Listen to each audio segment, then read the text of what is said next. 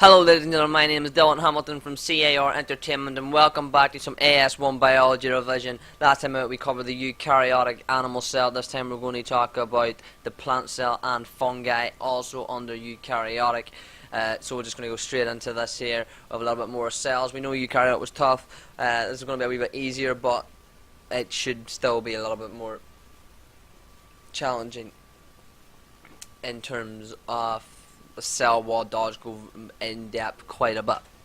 So basically, plant cells have a nucleus, E.R., ribosomes, Golgi apparatus, the usual stuff you'll find in the animal cell, but differently they do not have lysosomes and centrioles.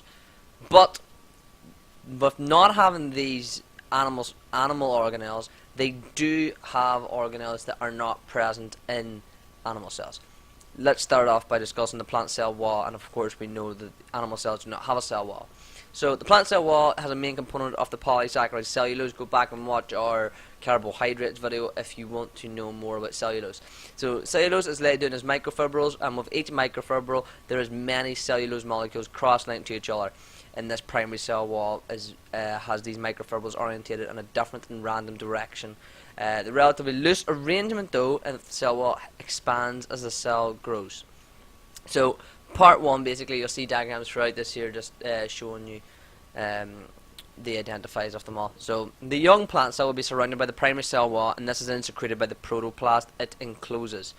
The secondary cell wall is whenever it reaches full size and additional layers of cellulose is deposited to form the secondary cell wall.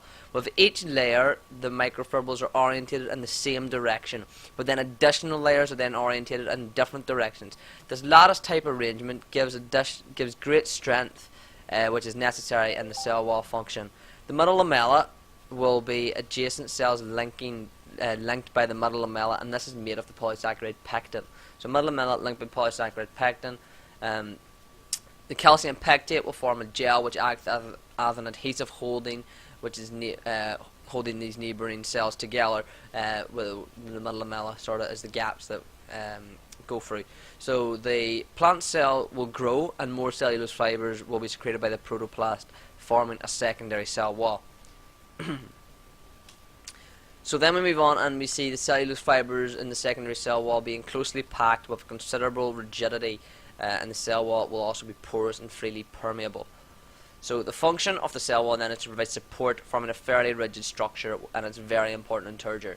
It restricts the outward expansion of the protoplast as the cell wall takes in water, providing supporting force associated with turgor pressure. Now, the cell wall will be fully permeable and it will have no part in determining what enters and leaves the cell. Plasmodesmata now are the strands of the cytoplasm that extend between the neighbouring plant cells.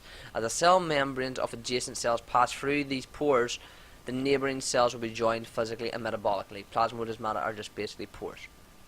So, chloroplasts, we're going to move away from the cell wall now and go into chloroplasts. Now, chloroplasts are bounded by a double membrane enclosing stroma, and within the stroma is a system of membranes called thylakoids. At intervals, these thylakoids are arranged in stacks called grana, and between the grana membranes there's a less concentrated version referred to as intergrana. These usually have one or more starch grains with smaller lipid droplets produced through photosynthesis. Chloroplasts are essentially just the site of photosynthesis, and they're located in particular cells of the palisade layer in leaves.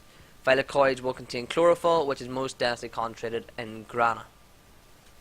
The large vacuole. So the large vacuole, as you see in the diagram there, is within the cytoplasm, and it's very important in the storage of ions and water, and it also plays a very important part in the development of turgor for support as a vacuole cell. And also, just for note that the vacuole cell membrane is called tonoplast. You won't get extra marks for saying it, but it's just very nice to use the correct terminology. Impress your examiner.